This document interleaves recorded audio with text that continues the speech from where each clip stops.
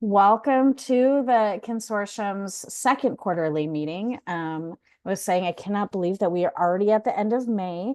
It feels absolutely surreal that almost 5 months have passed this year, but we are really glad that you are here. We are going to have our speaker first, and then we are going to do committee and partner updates, board updates, and some announcements. Definitely, if you all have trainings and you have announcements, please be prepared to share those towards the end of the meeting. And then when I send the recording, I usually send all of that information out as links to our members as well for those who could not attend. I am super excited that Jennifer Blau is here. She is a Children's System of Care Program Specialist for Banner University Family Care. For those of you who are part of our Trauma Sensitive Schools Work Group, you will notice her as our chair of that. Banner, I have come to learn over the last, couple years, they do a lot. And they have so many different programs that are helping our kiddos and our families and all of those pieces. And I had asked Jennifer if she would come and share. Sorry, Jennifer, then you can share. I had asked Jennifer if she would come and share just the offerings that they have because I feel like a lot of us just don't know what the offerings are that are out there, right? And Banner keeps coming across my world. It's like, oh, you guys have programs doing that as well. Oh, you have programs doing that as well. Fascinating. So I thought we would have her share some of the programs that are out there to help us get connected. So I will pass it over to Jennifer. Thank you for being here this morning. Yeah, thanks, Angie. And thanks everyone for a little bit of time this Thursday. I'm going to share my screen. So give me just one moment. And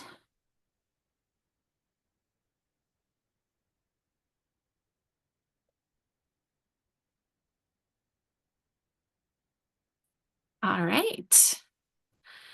So Angie kind of captured it in a nutshell as a kickoff. So my name is Jennifer Blau, and I am with Banner University Family Care. It's one of several of our Access Medicaid health plans in the state. Okay. So just to quickly level set, I know that sometimes it can be a little bit unclear, or there's a lot that's offered under the Banner umbrella as far as different areas.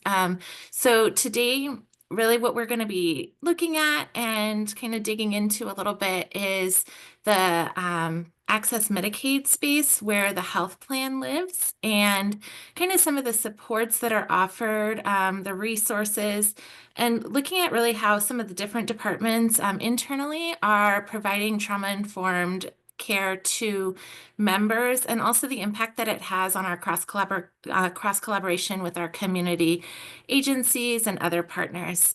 So we'll dig into a little bit of my role in a little bit. It's part of the presentation as far as kind of the work we're doing and what really makes it trauma informed for this space. All right, so you've probably seen an image, this image or an image similar to this before with a puzzle with a missing piece. So at first glance, it might just look like an incomplete picture. It's unclear what is missing or really what we're trying to depict here. But when we think about it through a trauma-informed lens, it becomes more of a powerful metaphor. So with this particular puzzle that doesn't look like a whole lot, each puzzle piece is meant to represent a different system or an organization that interacts with individuals and communities. That could be anything from the space in education, where our educators work, our teachers, school support staff, within the space of healthcare. So that could be anywhere from our physical healthcare providers, behavioral healthcare, many of the roles that you all are in. It could reflect a piece or two around child welfare, our law enforcement folks, housing, and many, many more. So as we look at it, just be thinking about the different organizations and different agencies that you all may work with or that you can think about that might come into contact or have an impact on the different families, the youth, and the adults that we serve and support. So when one of these pieces isn't present, when a system fails to be trauma informed or doesn't show up in a supportive way, the whole picture suffers. So as soon as we remove one part, we can see we have an incomplete picture. It doesn't look as aesthetically appealing, and it's not going to be whole. That missing piece leaves a gap. And for individuals impacted by trauma, that gap can mean missed opportunities for healing. It might mean unmet needs or even re-traumatization. So being trauma-informed isn't just the job of one sector, one organization, one person. It's a shared responsibility. And when all the pieces come together, when systems can collaborate and have a center of trauma awareness around the work that's happening, we can begin to create a full picture of support, safety, and resilience. So as we move forward, just continue to think about what piece we represent, each of you that's here today, and then also the people we work with, and how we can make sure we're not that one missing piece. And we'll come back to this a little bit later. All right. So a question I wanted to throw out there, just to muddle on, since I do come from a health plan space, a managed care organization, for the purpose of what I want to talk about today, I just wanted to put a question out there. Is it counterintuitive to think that a health plan can be trauma informed? So at first glance, it might seem counterintuitive that a health plan is trauma informed. It's a large entity. It's an administrative organization that's focused on managing benefits and costs. But it could embody trauma-informed principles. So health plans aren't direct care providers like clinics or therapists, where we can typically easily connect that entity as being trauma-informed. So how can a health plan be truly understand and respond to trauma?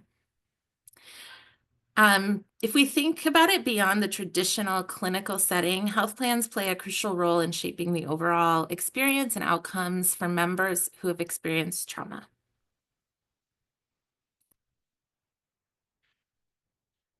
So looking at a health plan beyond the coverage aspect, the payer or the one that's ensuring that those services are happening, just looking at it as also having a foundation or a center of being trauma-informed and being a trauma-informed support.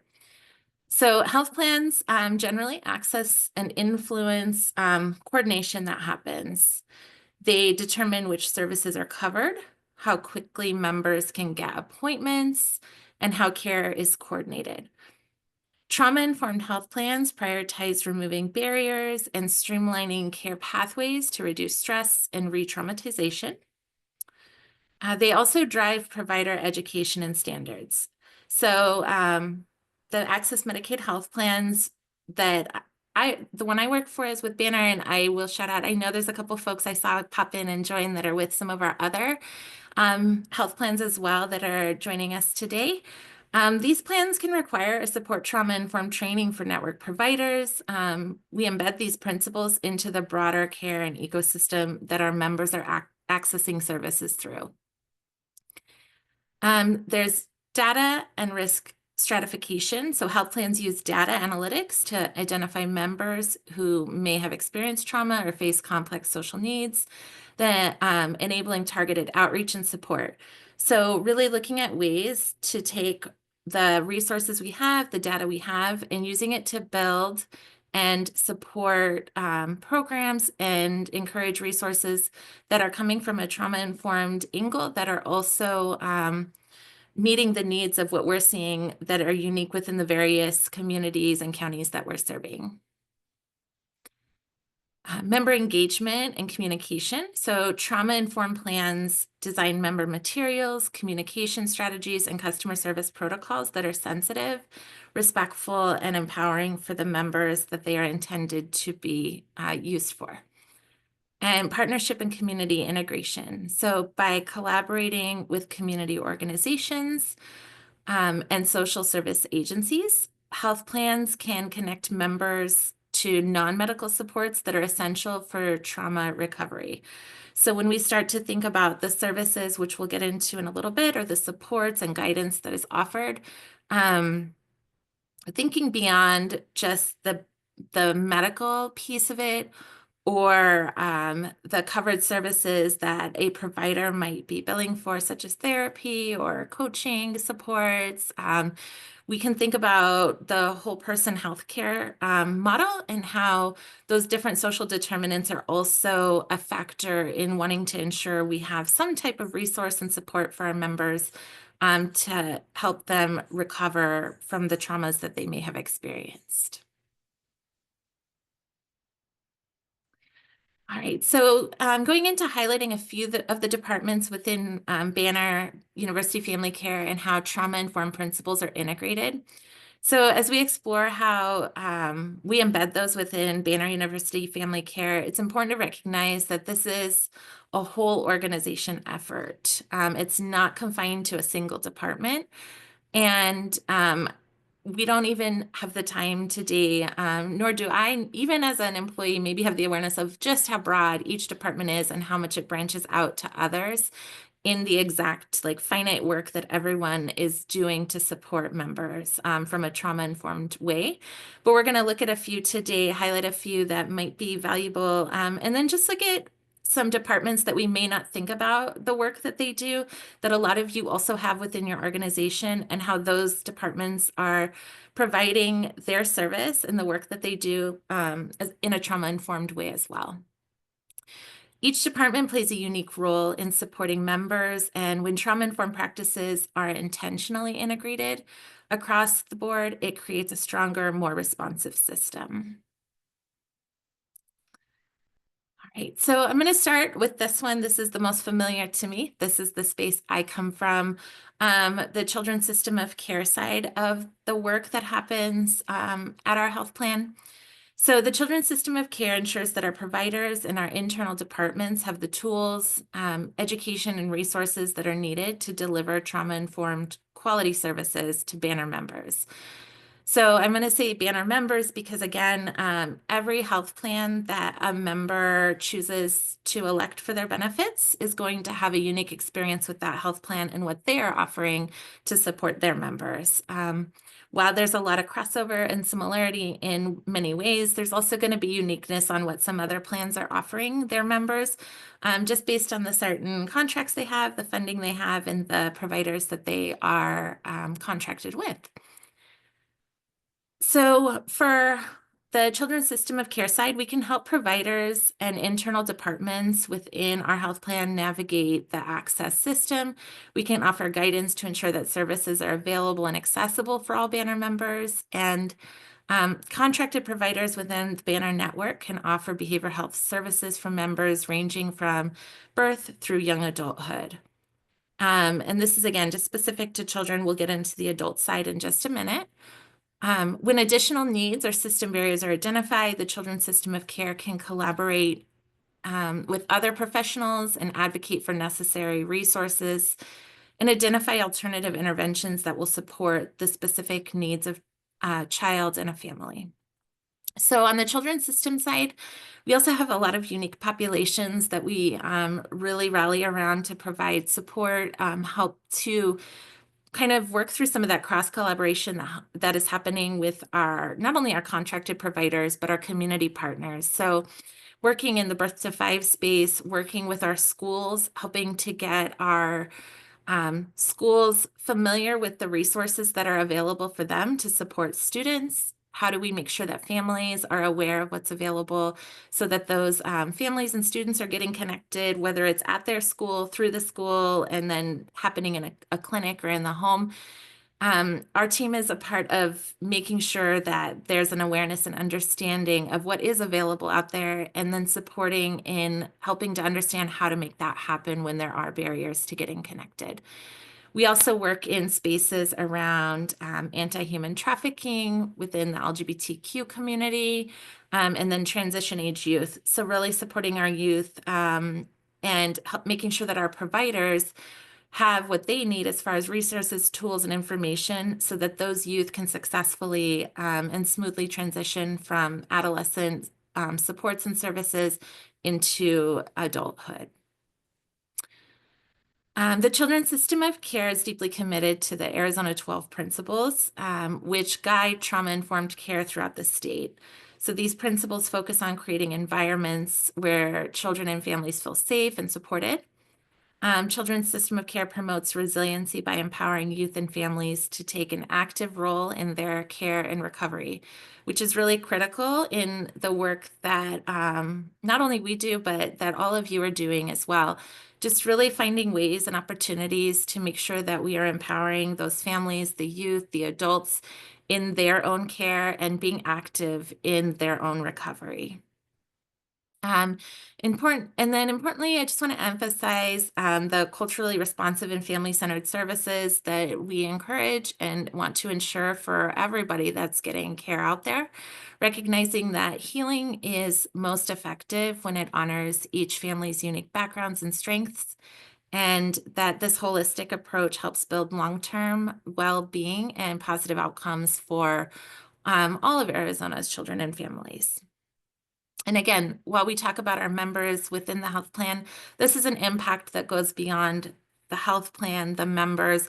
It's a community impact because then they're interfacing within the communities they live in. And likely there's a lot of crossover in the work and support that you all are offering in the same families that we're working to support. So additionally, we have our adult system of care side that ensures providers have the tools and resources necessary to adhere to the 9 guiding principles for service delivery, and that providers within the Banner network can offer general mental health and substance use services to adults and members who are 18 and over. The adult system of care works to ensure that the services and supports are accessible to all Banner members, and they collaborate with the Banner network of providers across the state to address barriers and access to care. So it is similar in the sense of what Children's System does, just on the adult side. However, they have different focuses and areas that they really work to support based on what we see as the need for adults versus what we might see for the need in a child or a family setting. The adult system of care plays a role as both an implementer and an educator of access trauma-informed standards, and they ensure that these standards are consistently applied across behavioral and physical health services, emphasizing trauma awareness and creating safe environments for the members. So then going into more of our departments that are within Banner that have additional resource. So when we talk about children and adult systems, we're really talking at a systems level. We are doing very limited interfacing directly with our members on the adult and children's system of care teams. We're providing that support and that cross collaboration from access over to our contracted providers and then our community agencies like DCS, DDD, our Department of Education. So we're kind of in that middle space, but as a systems level and providing resource education and helping to address barriers and improving that access to care. Some other departments within Banner, such as the maternal and child health team, we start to talk about departments that have more interfacing. They're working with those members directly, really getting down to those unique needs that they have to provide support. So the maternal child health team offers a wide variety of services and resources to assist our maternity care, pediatric members, and then help successfully navigate the healthcare journey into adulthood. They can facilitate services like well women's preventative care, family planning services and supplies, healthy pregnancies, early and regular prenatal care, and postpartum care. They also support pediatric members with facilitating access to their EPSDT and well child service visits, making sure that they're up to date on vaccinations if needed. They support in the dental and oral health space, so having resources and doing follow-up and encouraging members to get their regular dental and oral hygiene cares. We know that that is a space that's often overlooked or is maybe not prioritized as frequently as it should be within some of our families. Everyone gets busy and it's really, really hard to prioritize all of the appointments, having access to that. So this team really helps to promote that and provide education around the importance and the benefits of having good oral health care. They also are involved with our children's rehabilitative services and the follow-up of those members and the care that they're receiving. And the AZIP, the Arizona Early Intervention program, making sure that members, again, have the information they need, and if it's appropriate and is something that would benefit a member or that child, they will help to make sure that they are getting connected. So when a family's enrolled or when a member's enrolled with Banner, this is a department that has services, that has supports, education, resources, and again, can have someone assigned specifically to that member to help them kind of navigate and coordinate the services that they're needing in this space. They offer specialized RN care management support for both maternity care and pediatric members, and they help coordinate member care with PCPs, specialty providers, and community-based organizations, and help address barriers such as things like transportation or anything that we can think of around access to care.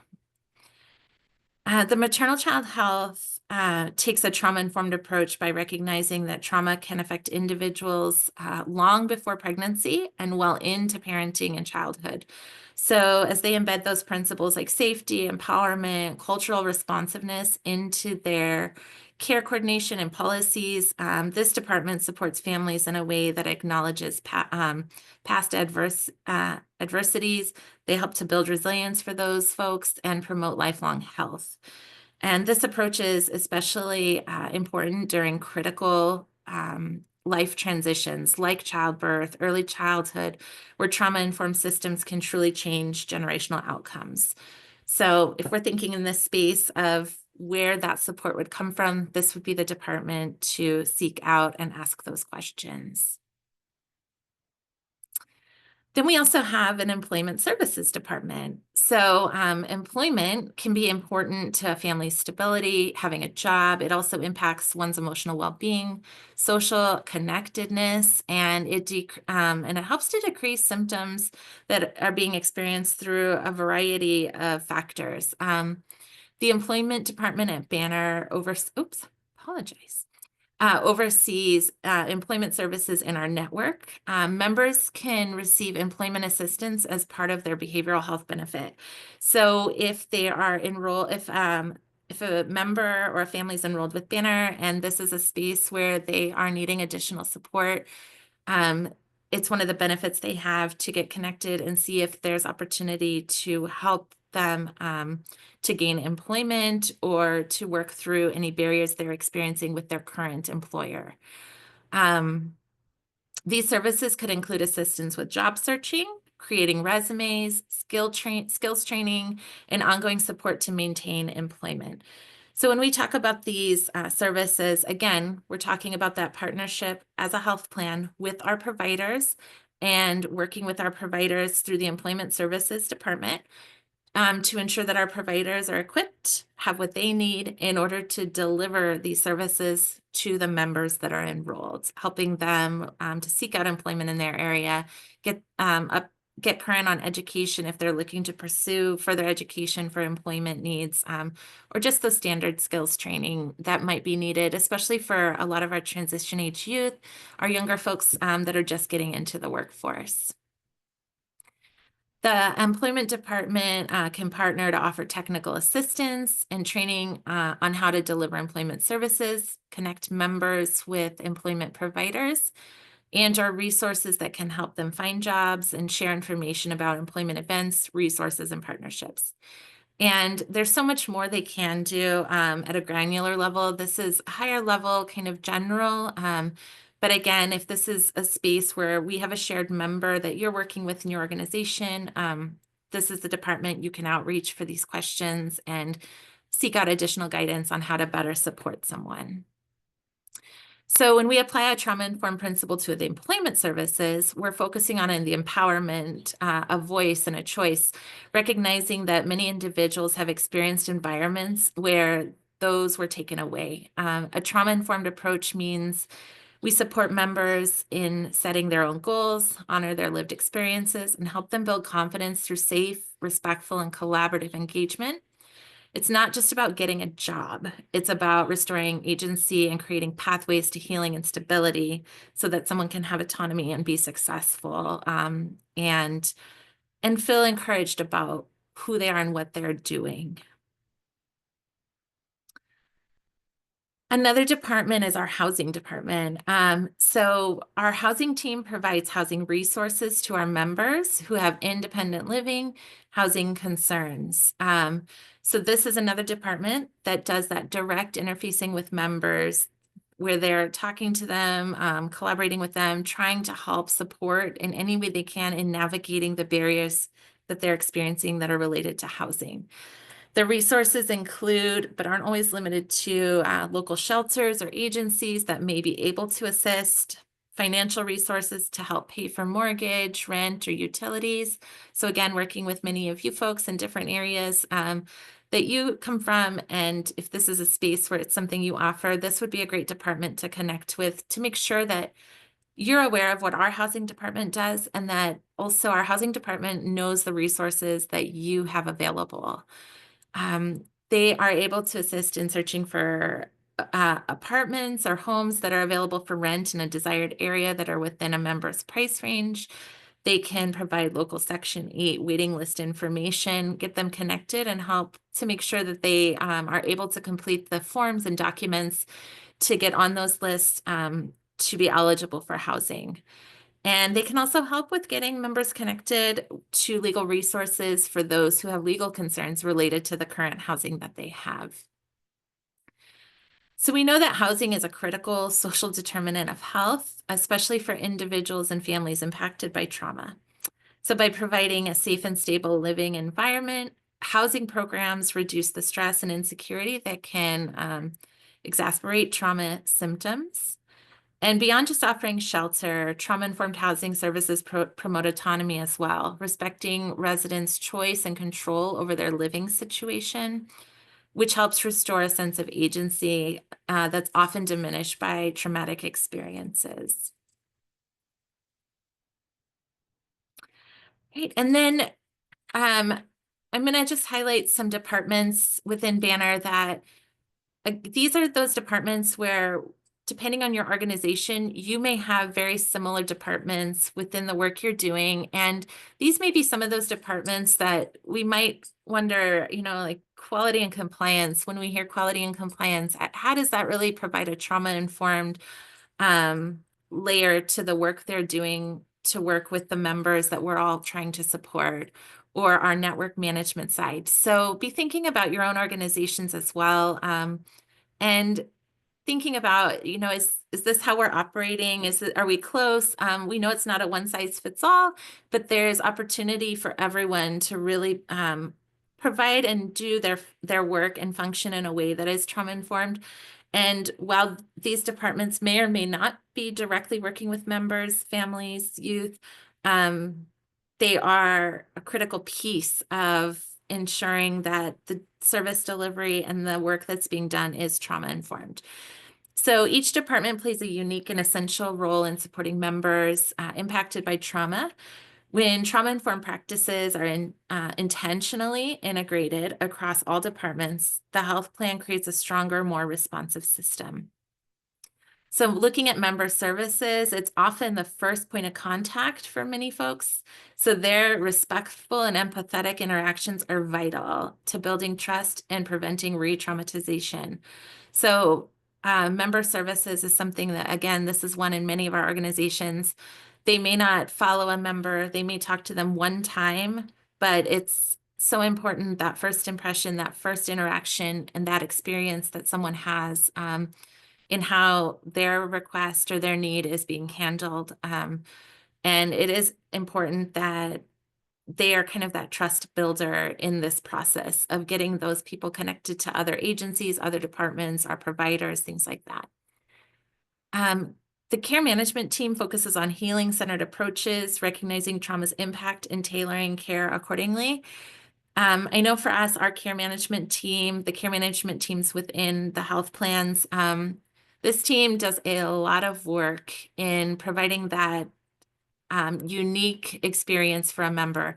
They're the ones who are working with the family, with a member, whether it's an adult, child, and our community agencies. They're often the ones that are sitting in our child and family team meetings, just making sure that those resources, the services, and the supports that are needed are accessible. They're also working internally with our departments to communicate when there are barriers. So they are one that our members are seeing frequently, they're talking to, hearing from, and they play such a critical role in that care coordination piece in between our cross collaboration side of things and then our interdepartmental collaboration that happens. The network management team works to educate providers about trauma-informed care. It creates a broader supportive ecosystem beyond the health plan itself.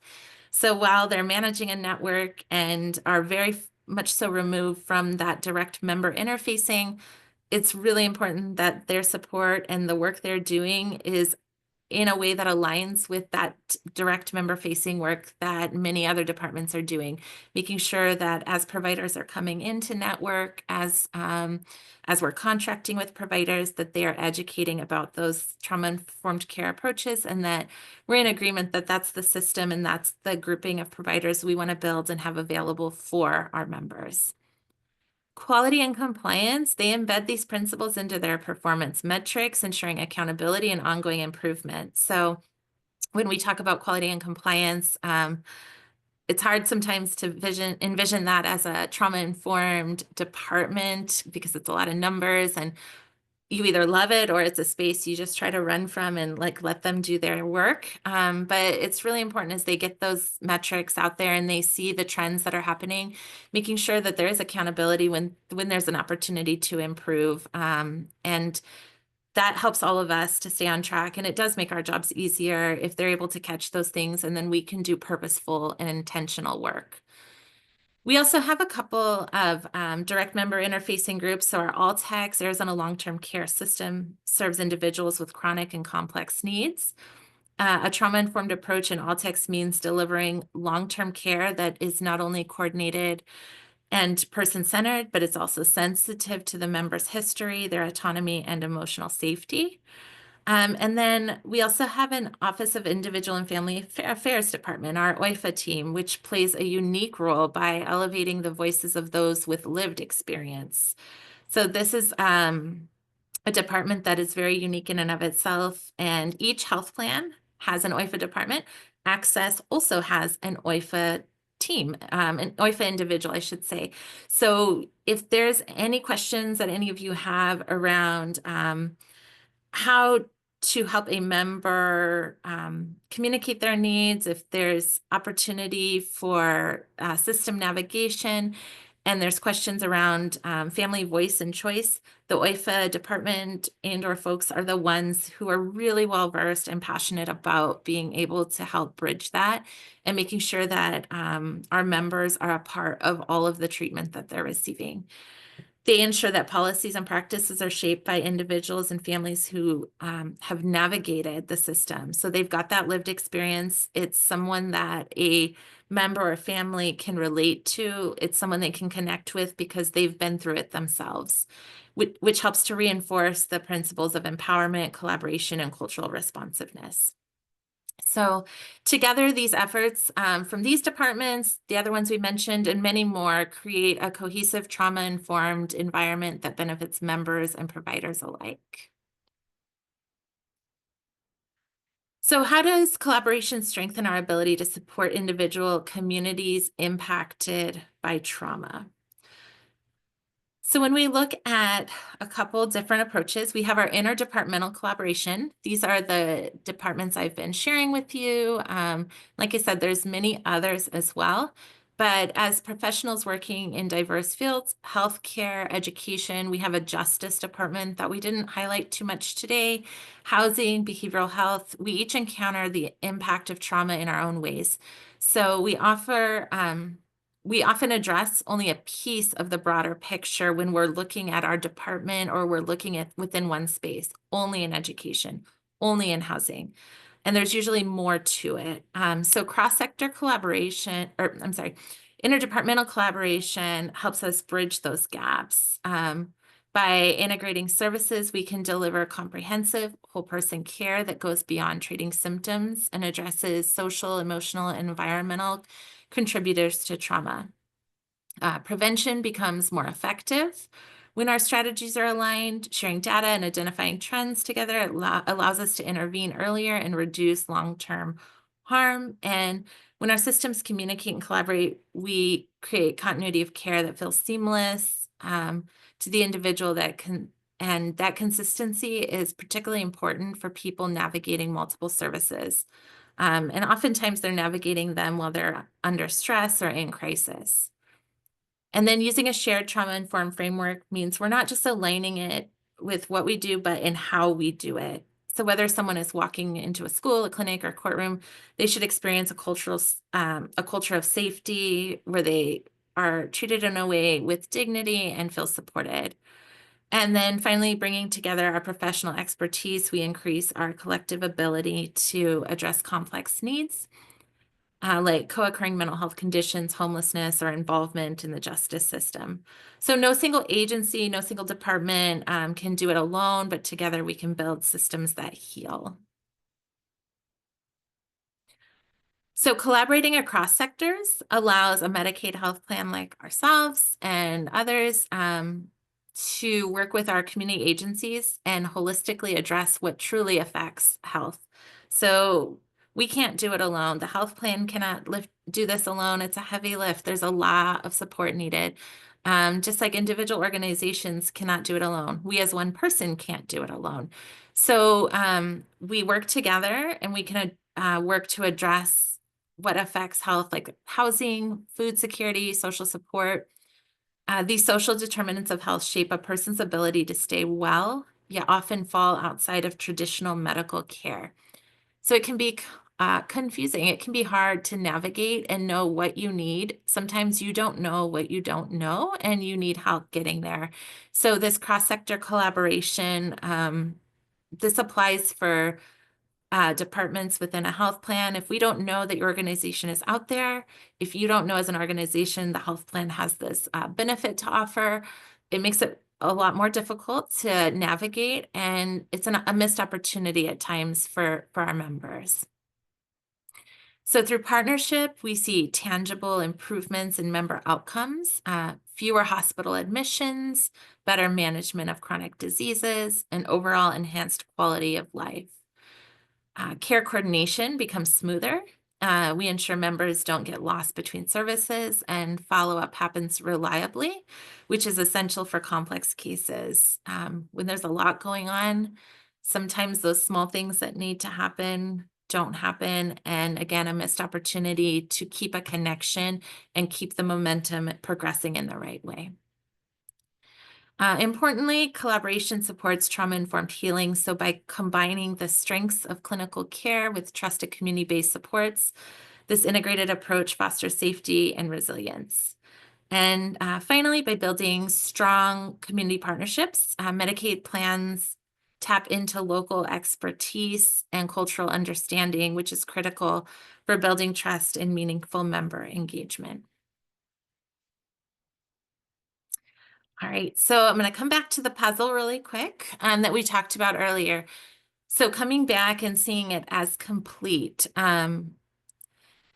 It had one piece missing earlier. So at first, it might not seem like a big deal with just one piece. It's just one small piece. But if you've ever tried to complete a puzzle only to find one piece is gone, you know that's frustrating and disappointing.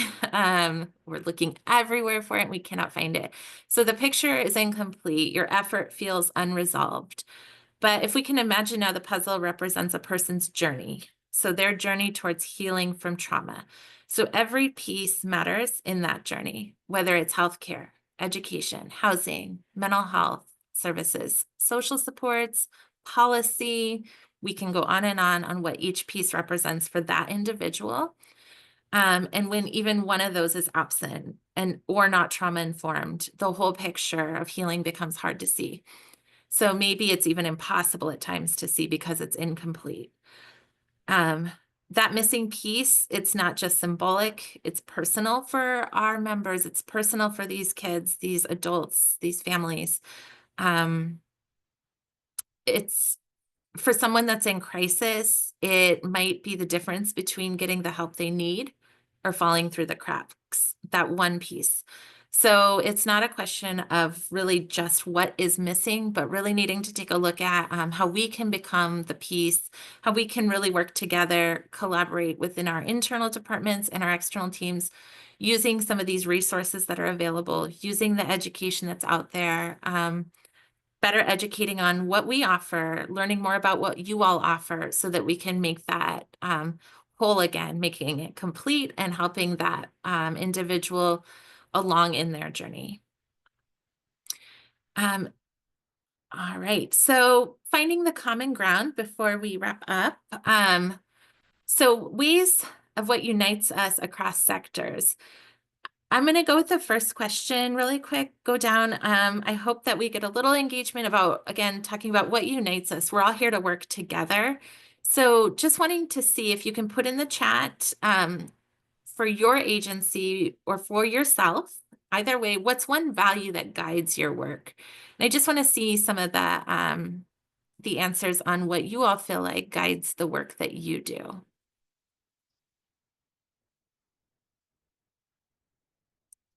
So we have empathy, compassion, integrity. Great. Equity, humility, wonderful. Support. Empowering families, seeing that we actually do make a difference and have impact in our rural communities. Yes, that's a good one.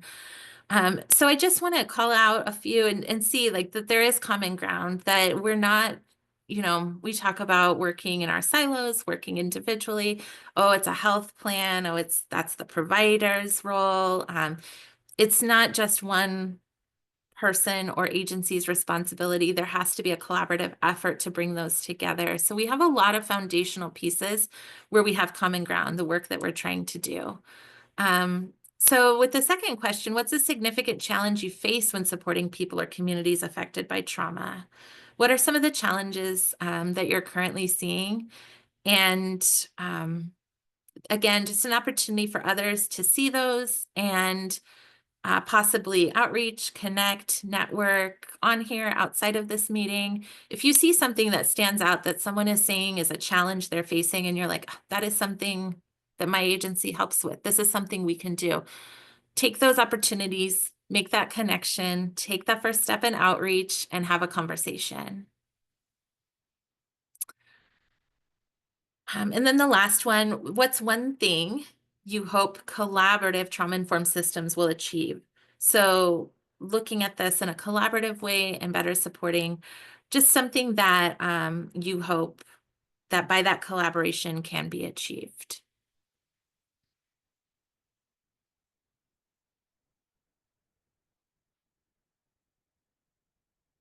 And I'm seeing those gaps and areas, there's overwhelm, there's barriers in those rural areas, looking to identify more of those wraparound services. So great. Reducing stigma is something we hope the collaborative approach will achieve, improving outcomes, creating more capacity for resilience. Great, yes. Not re-traumatizing communities. Yes, so how can we get better at doing that and being more intentional?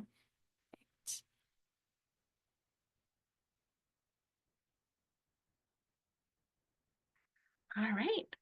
With that, I'm going to wrap up. If there's any questions, I will also put my email in the chat. So if there are any questions outside of today's meeting, I know that there's additional agenda items. So if we aren't able to touch on it today, but you want to connect later, I will send some additional resource to Angie for share out as well from today's presentation. So thanks, everyone. Thank you, Jennifer. Um, I always find, I think we look at health systems, right, as such a huge lift of how can we, bring that kind of trauma-informed care piece into it, and seeing you break it all down, like this is how we can do it here, right? This is how we can do it here. This is the principle is actually inspiring. Because Banner isn't just a small organization, right? It's such a great one. And there was some great conversation in the chat. And then we had two people who posted um, and thank you. Annie posted the 9 guiding principles that Jennifer mentioned for the adult system of care. And then Pilar posted the 12 guiding principles in the children's system of care. So if you are interested in looking to see what Access already has out there, right, for those guiding principles, and um how you can bring that into your services, those PDFs are in there. Andrea asked if these services only in Maricopa. So they are not. Each county has various health plans that are contracted that are able to serve the Medicaid population in that county. So it's going to vary. We can also, Angie, I can send you a link so everyone can see which health plans are under access for those counties, but they are not only available in Maricopa. So for Banner, we are central Arizona, so Maricopa County on south. So we're talking Gila, Maricopa, La Paz, kind of the cutoff, and anything south to the border. But there's also our partner MCOs. So hearing Annie, Pilar, with United, with Molina, we have coverage statewide. So these services or similar services, again, a little variance depending on the health plan and how they operate. But there are services that are very much so similar, if not the same, available statewide. Thank you, Jennifer. April? Yeah, I don't actually have a question. Thank you, Jennifer. This was just really informative, awesome work. I wanted to share with you, though, a potential additional tool for your teams. DES has our resource partner information sessions, and it's virtual. It's a high-level overview of DES programs and services that a lot of people don't know that we have, and so would love to offer that for your teams. Since you're providing so much, just a little more information to help you with your team. So I'll post the link in the chat, but would love to have your teams join us for that, and anyone else who's interested. It's a lot of information, but we also give you contact information, how to navigate our website. And then you have contact information into the agency, not just me, but other people. So would love to have anyone join us for that. Yes, that would be fantastic. We would love that. Thank you. Thanks, April. And I will attest that those provider resource information meetings that DES does is a lot. It is so much connection.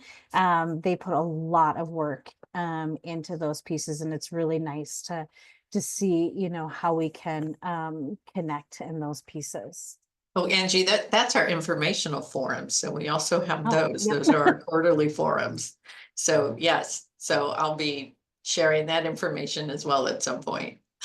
Next one's June 11th. Thank you, April. And then April did put in the chat the DES resource partner information session and the link for the statement of interest if you would like. Any other questions for Jennifer?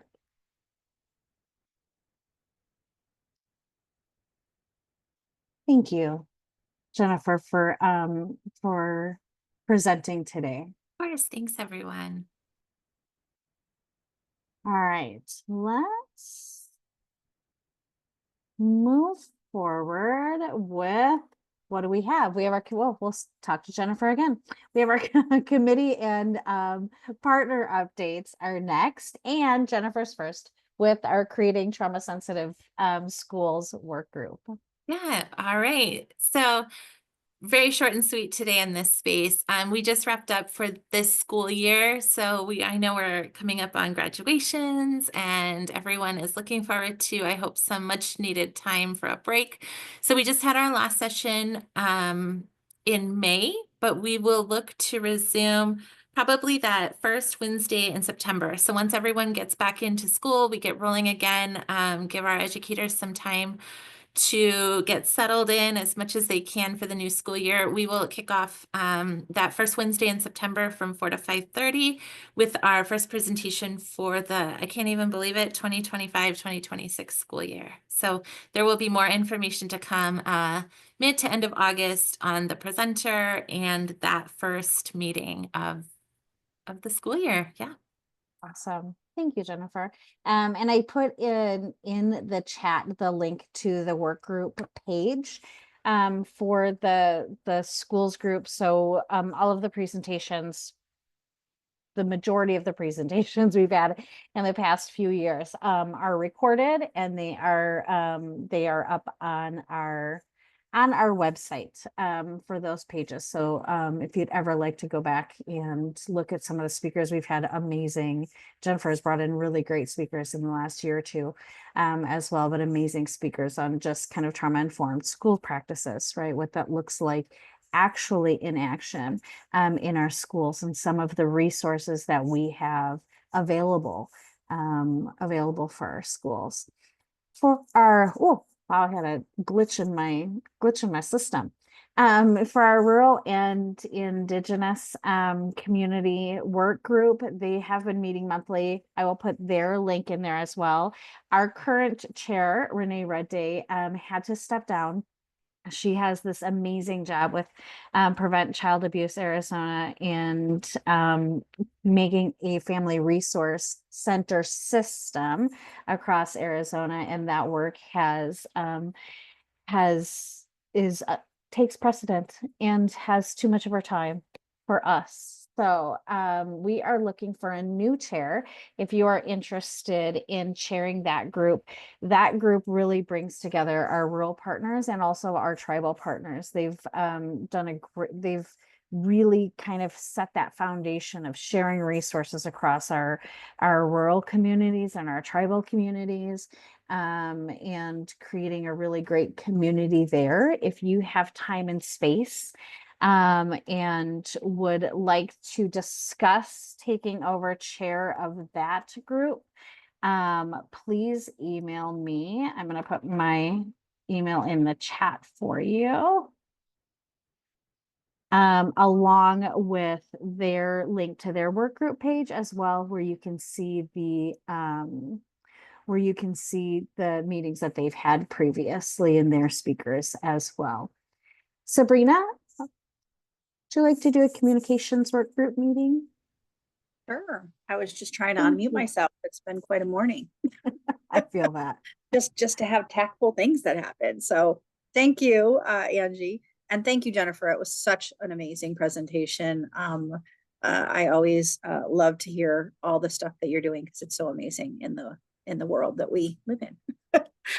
So I'm Sabrina Walton, Chair Communication, the chair of the Communication Committee.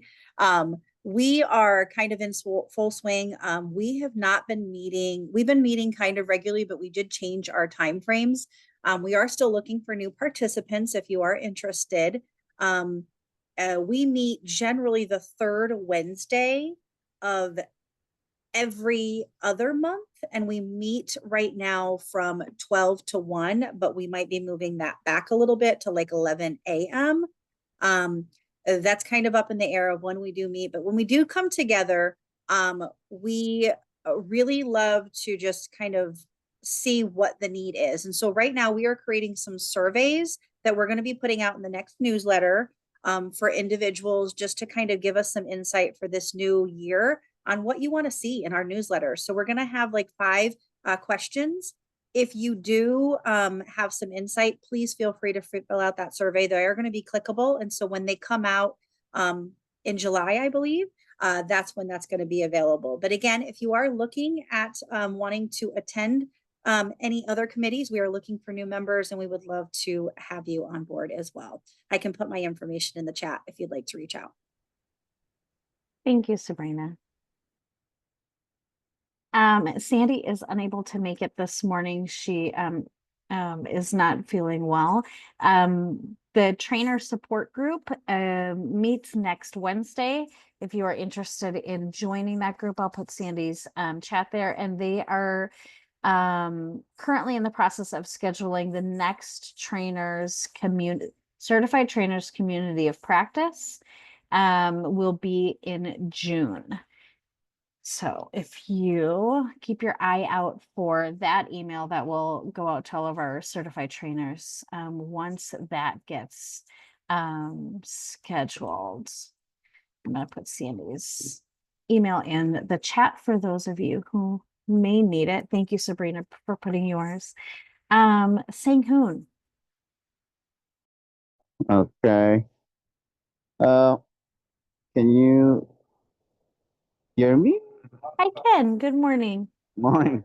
Sorry, I'm in another event meeting and I just got out. By chance, I just checked in and then, oh, committee meeting started. I'm sorry, it was timing. I apologize. And face committee, as you, many of you know that we didn't have that monthly meeting for a long time because our several members always coming together, but it's just kind of a sporadic and then have hard time to come together. However, we're very engaged uh, because people in intersecting between the faith and ACES Consortium, we're always working together as a part of ACES Consortium and Interface Committee, and also interacting with Faith uh, the Face Coalition, partnering and for the conference together, and we've included movement and conference, and also the trainings, the community belonging.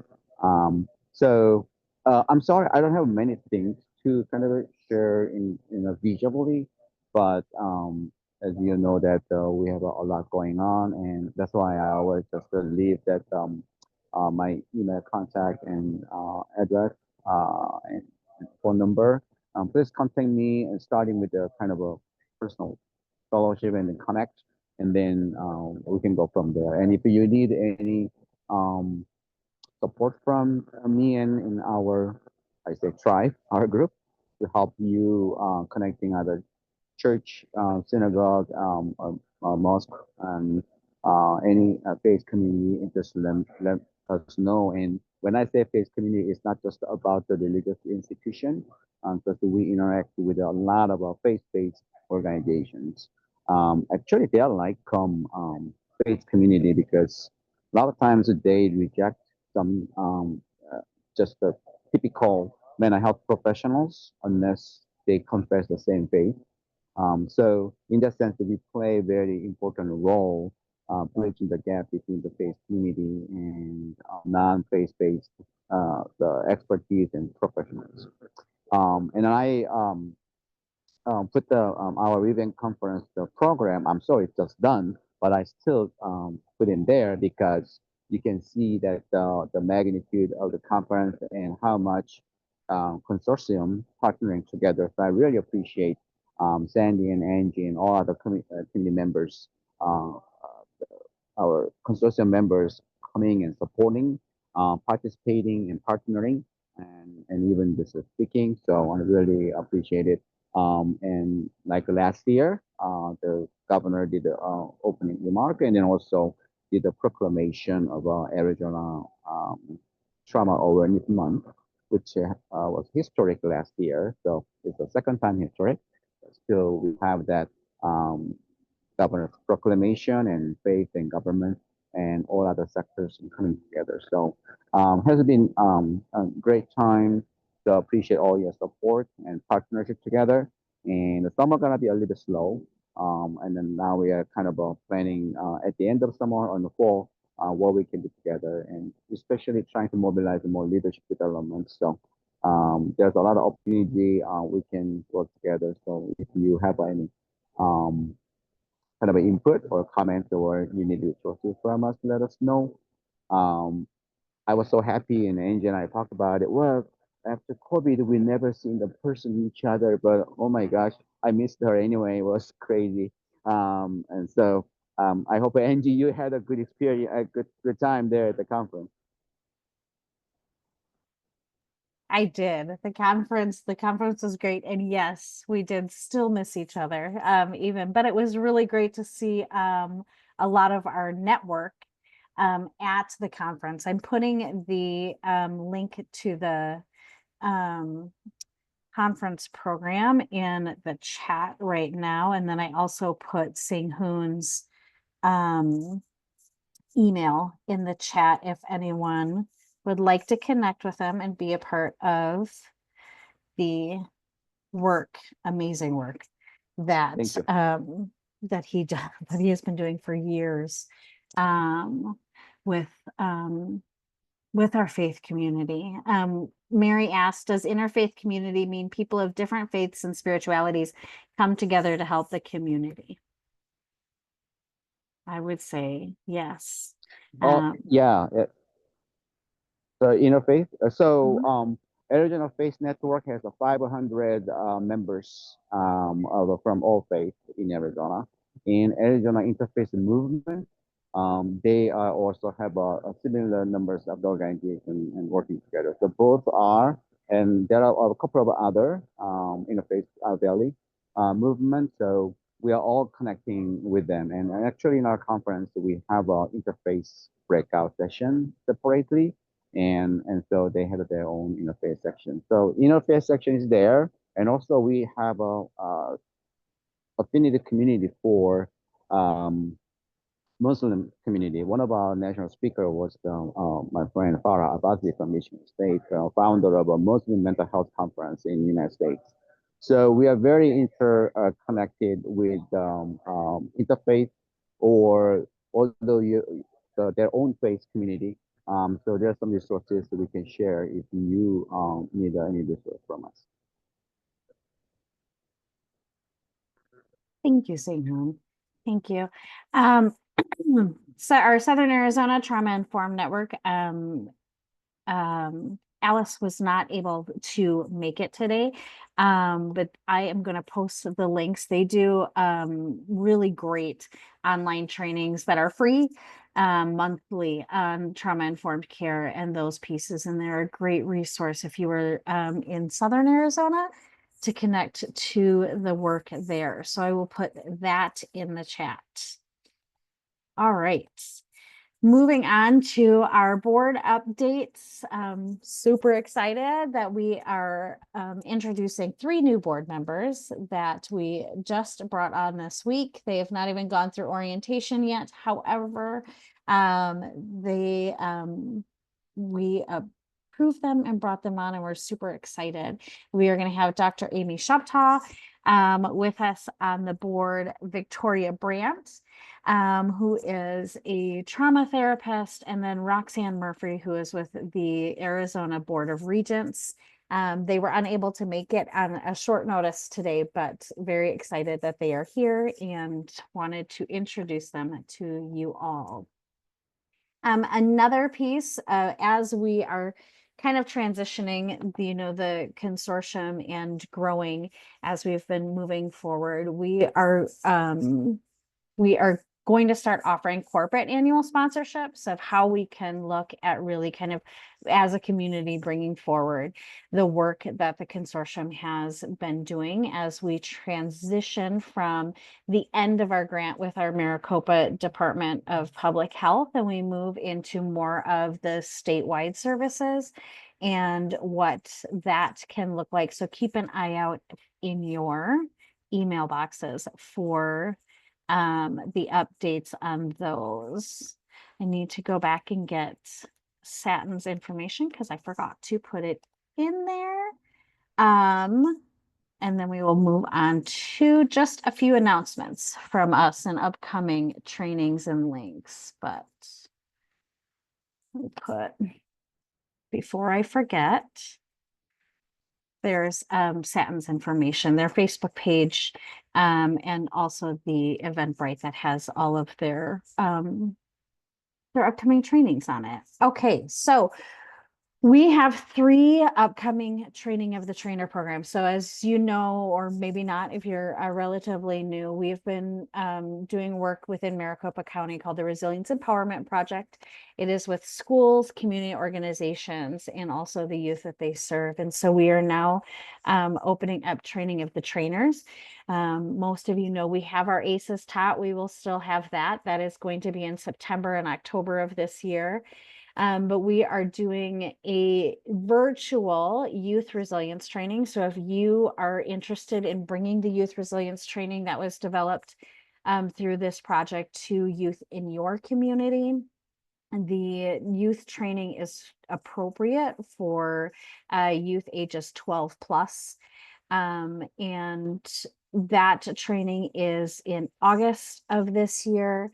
And then we have our schools only. So for those of you who've known, the schools program that we're doing is a 3-year program with schools. It is 24 hours worth of curriculum that is specifically for educators and the school system. It works, it's the reason it is a 3-year program. It is really focused in sustainability practices, is implementing trauma-informed and resilient practices within our schools.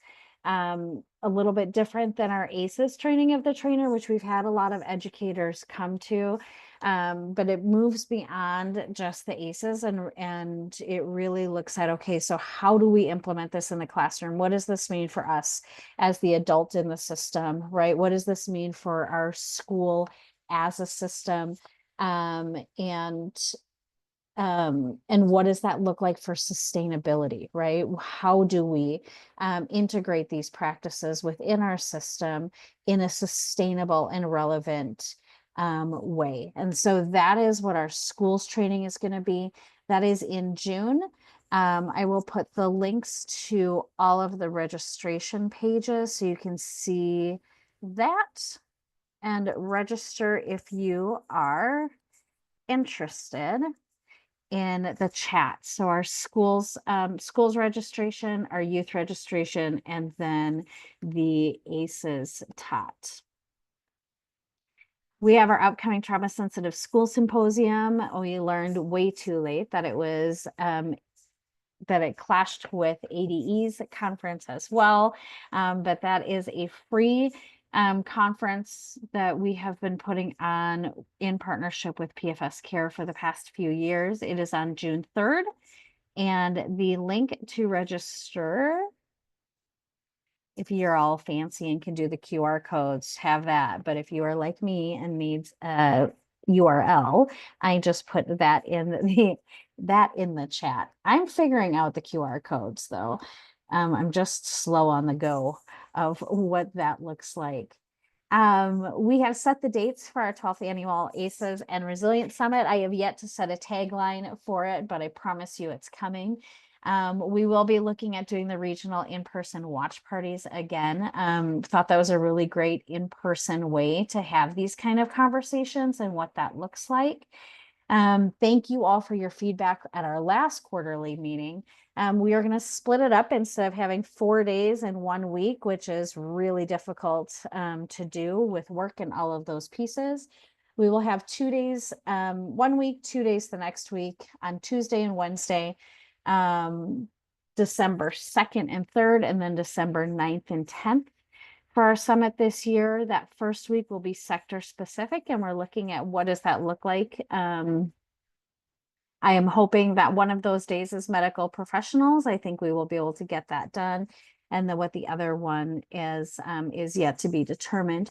And then our second week is going to be more of our general audience, right? The ACEs and Resilience Summit, where we have our breakouts and we have our keynotes and those pieces, really looking at what does what's some of the new science? What are some of the new research that is out there around ACEs and resilience? So mark your calendars for that, December 2nd, 3rd, 9th, and 10th. And it will be virtual, and then we will have our in-person watch parties. Then we just have our 2025 trainings and events, which is, we've already talked about the TOT, but these are the dates, the 17th, 18th, 23rd, and 25th for our schools TOT. It's only going to be 9 to 12 instead of our normal 9 to 2. The youth is coming up in August, on August 5th and 6th from 9 to 2. And then our ACES TOT is September 30th, and then all the Tuesdays in October from 9 a.m. to 2. Our next quarterly meeting is August 21st. And then our fourth quarterly meeting is November 14th. So those are all of the updates from the consortium. Here's our link to our social media. Does anybody have any questions on any of this stuff that I just shared from the consortium before we open it up for everyone?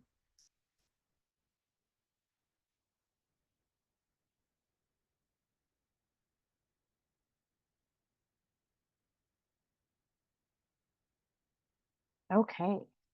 If you are typing a question, please continue to type. But I would like to open the floor for all of the great things that are going around on the state. The first thing, I'm just going to share one thing from one of our partners, is the 2025 Incarcerated Art Show is this Friday. It is at the Arizona Center in downtown Phoenix. It's from 6 to 10. This is an amazing art show that the the Departmental for Correctional Solutions at ASU puts on, and it features 400 works of art created by men and women that are currently incarcerated in Arizona. All of the sales benefit the Center for Correctional Solutions. We've had an amazing chance to be able to work with them over this last year, and looking at pilot program in the facilities with teaching inmates 6 series on stress and resilience and brain science, and it has been so fun co-creating with them, and they really do great work. So if you are available, if you are not available, they also have a link to donate if that is something you would like to do as well. So those are in the chat, and then open it up to everyone else.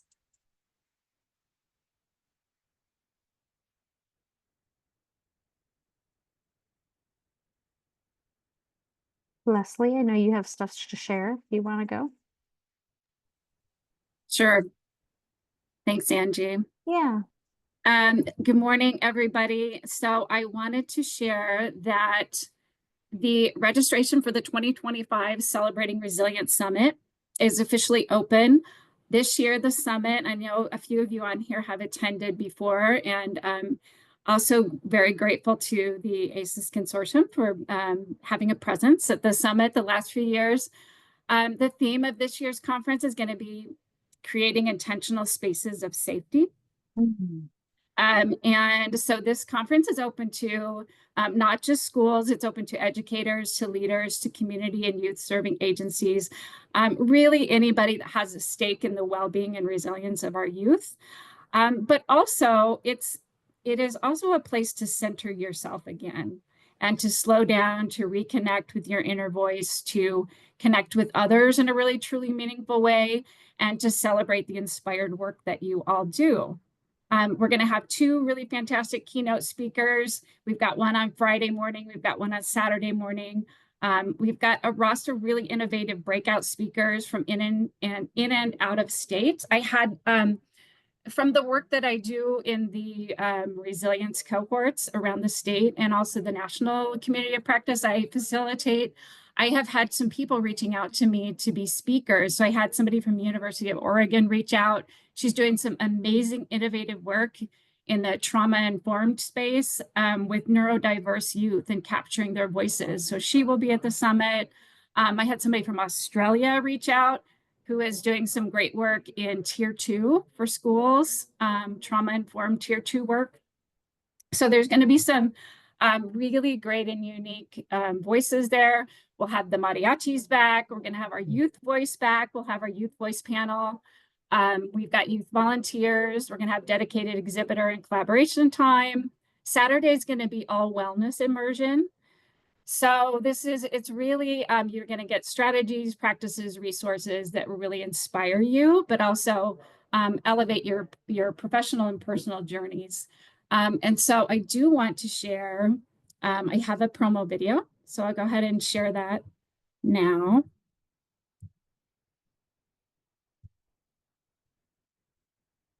So that opening is opening on the frame. And then you add 3 inches. Resilience Conference Summit that Pima County has put on for the schools. There's a collection of educators and Leslie, stakeholders. you want to share it? Education. Give you We're the here ability to learn share about if you'd like. wellness and resiliency for our If students. you'd want to screen share the video for us. It's happened at the summit today. What? Did you want to screen share the video or did you just want to put the link in? Oh, is it not sharing? It is not sharing. Oh, it's not. Oh, I can There see you go, there it. you go. Now I can. Oh, See I it? couldn't see it. How weird Yeah. is that you all could, but I couldn't? Okay. Sorry. All right. That's okay. Let me go ahead. Let me start it. Okay, so we're good. Resilience Conference Summit that Pima County has put on for the schools. There's a collection of educators and stakeholders in public education who are here to learn about wellness and resiliency for our students. A lot of inspiration has happened at the summit today in the last day and a half. A lot of resource sharing, a lot of connections made, and I think that there's something pretty unique about this summit as opposed to the hundreds of summits that I presented at or exhibited at. There's a true feeling of humanity here, and it's beautiful to see, especially for a school-specific setting. I think rarely in my 27 years in education have I been able to participate in an opportunity like this that was really as much focused on the inside as it is on the outside. And for me, there was just a level of alignment there that I haven't experienced at other conferences.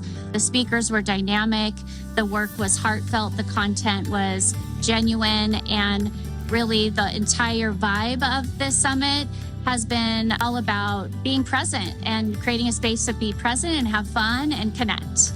Pretty cool thing about this summit, which I haven't seen, is that young people themselves, their voices and their experiences were centered here, and they were also a part of the experience. When the students today were talking about what they want and what they need, it was really geared towards teachers and what teachers could do better and what teachers need to know to help support students. I think this type of an event brings the reinforcement of this is a community-based movement. Schools don't just stand alone in the work that they do, that it truly takes everyone to build resilient schools and communities and future generations of young people. There's a common theme of from those who are presenting, from those who delivered keynotes to those who are exhibiting and those who are here for more information.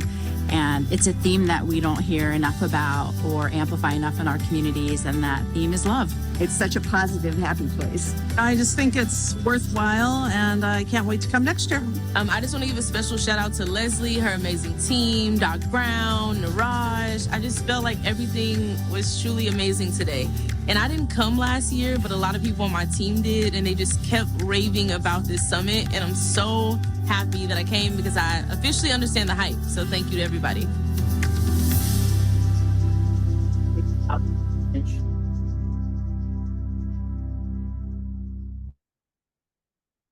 All right, so I will put links in the chat and maybe a flyer so that you guys can check that out. Thank you, Angie. Thanks, you, everyone. Leslie. Anyone else? What is going on? Trainings you'd like to share, events you'd like to share, just happenings within your community that you see that you would like to just share with the group? You can come off mute or put it in the chat, either one.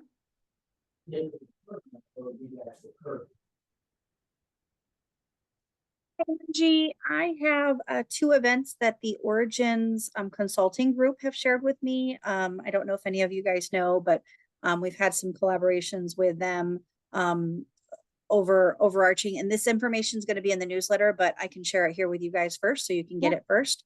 There's two that are coming up, and I'm just going to put them both in the chat for you guys. There's links and everything about them. Thank you. You're welcome.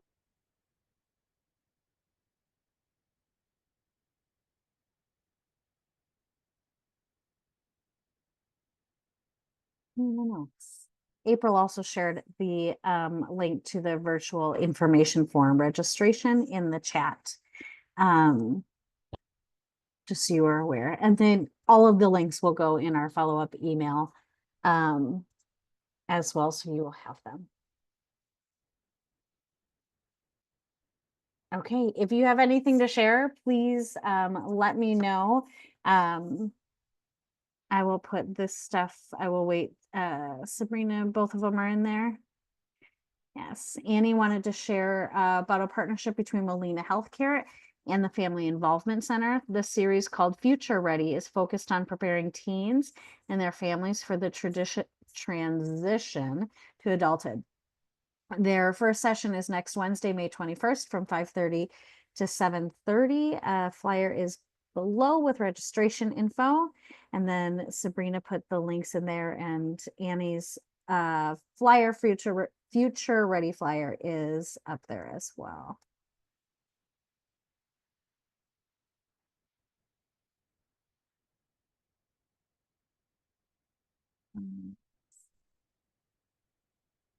Thank you, Sabrina, for putting those in the chat. All right. Thank you all for taking time out of your busy mornings to join us. We really appreciate your continued support, right? As we've all kind of grown and changed, and this world is, well, continuing to world, right? Feels like it can be a very dysregulating space just on the regular going out into this space. And so I always love our quarterly meetings because I remember that the work is going on outside, right? Like we may not see it, but there's other of you all across that are doing the work within your communities, and it just gives me a little bit of inspiration and hope that we're all still here, plugging away. If you ever need anything, please reach out to us. We really are super appreciative and hope you have a great day. Thank you all.